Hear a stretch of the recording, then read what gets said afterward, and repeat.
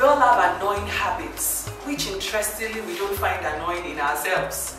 But when they come from someone living with us, especially a spouse, such habits can get on our nerves. So the Manners on the Go crew decided to ask both men and women alike to tell us those habits and manner gaps they wish their spouses could stop. Here is what I hope we can do today. Let's have that crucial conversation about those annoying habits you told us about. Manners on the Go. Hello and welcome to Manners on the Go. I want to believe it's been a beautiful week for you so far, and I hope you're minding your manners as well. I appreciate you for always cheering me on, and if you've been following for some time, you're welcome again. If it's your first time today, you're in the right place and you're most welcome. We all have annoying habits, which interestingly we don't find annoying in ourselves. But when they come from someone living with us, especially a spouse, such habits can get on our nerves. Trouble begins when you enter a vicious cycle of resentment, when you're just simply fed up with your partner's irritating habits, or you're tired of getting picked on for your own. Then goes the nagging, disdain, and contempt, and if not checked, it could lead to the end of that once beautiful relationship. So the Manners on the Go crew decided to ask both men and women alike to tell us those habits and manner gaps they wish their spouses could stop. Here is what I hope we can do today.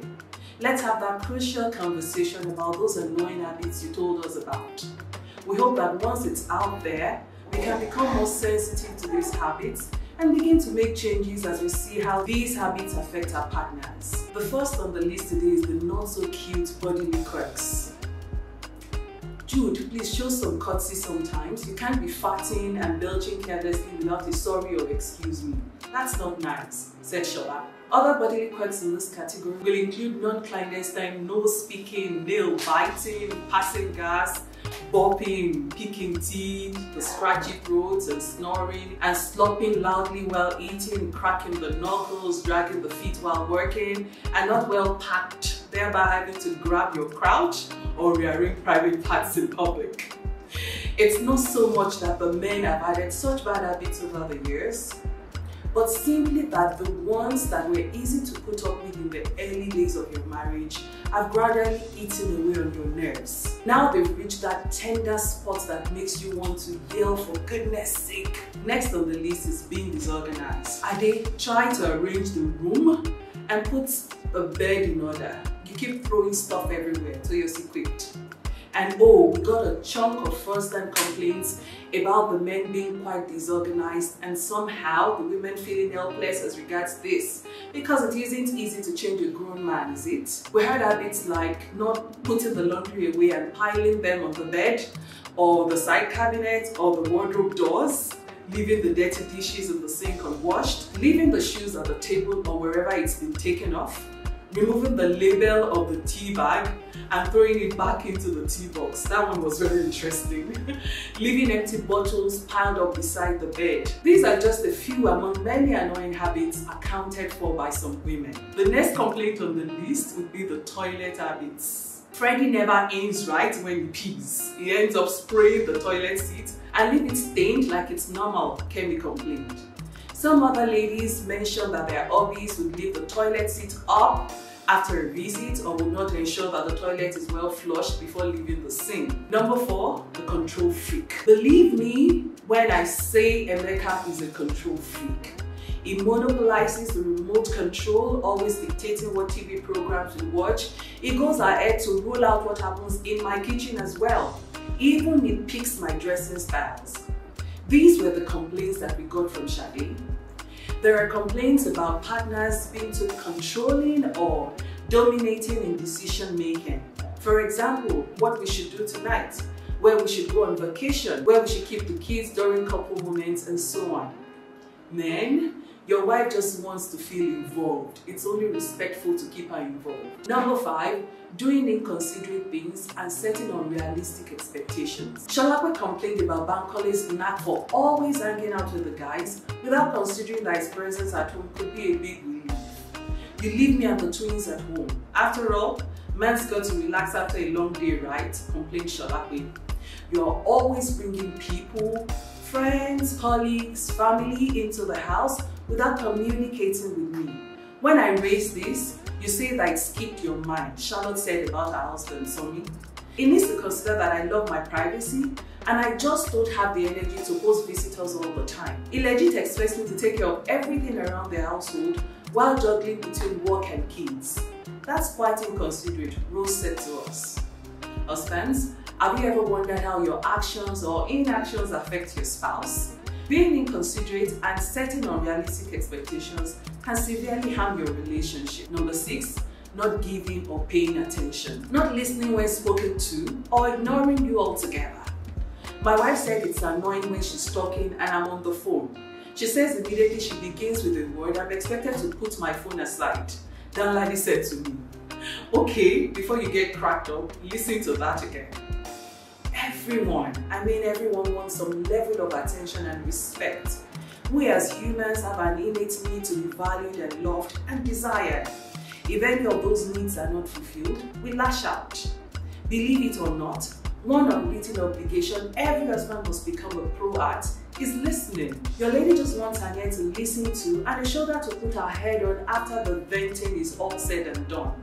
Be the hero. Number 7, telling lies, whether black or white. Caller's default setting is to tell a lie without blinking, Amara complained. It keeps secrets and lies about irrelevant things.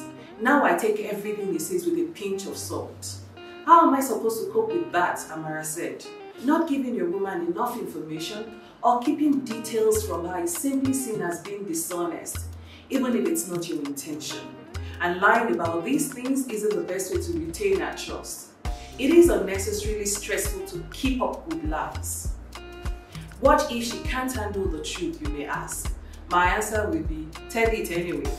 I look forward to expatiating on this more. Number 8, always prioritizing work. Can you imagine that Mumin still brings his office work home after spending the entire day at work? He has no time for family. It's fast becoming a non-Sophia giant.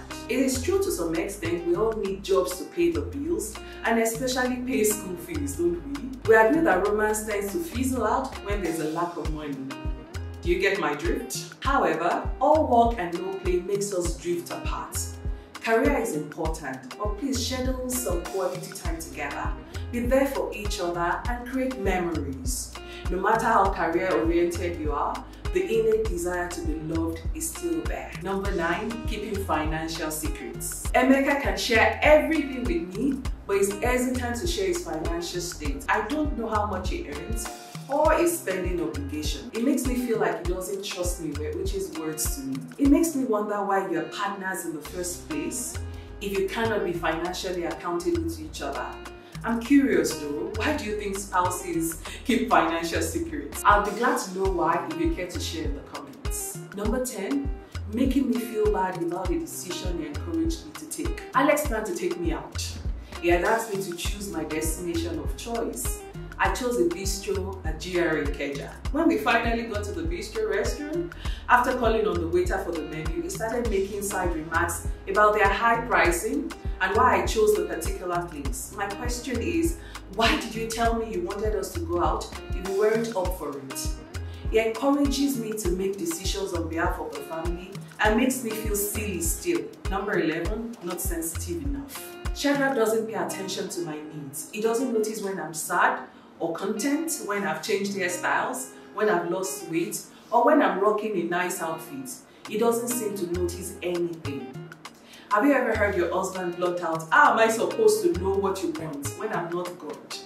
Yes, a lot of men are in that dilemma, and quite many women are secretly in pain as a result of this.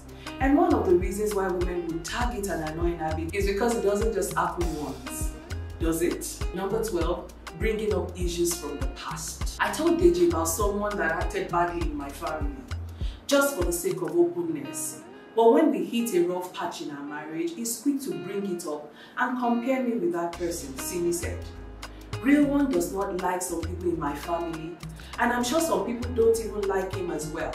But constantly expressing his dislike towards them and saying negative things about them is not a good habit in this relationship. I could keep going on with the list of habits and traits that some women said they find annoying in their men. But I want to hear from you. What is your man's most annoying habit? Why does it bother you so much? Let us know by leaving the comments. Next week, we'll flip a coin and we'll talk about the annoying habits the men wish their partners would stop. Stay tuned to this channel. And remember, when it comes to love, there is no right or wrong. See you soon. Goodbye. Manners on the go.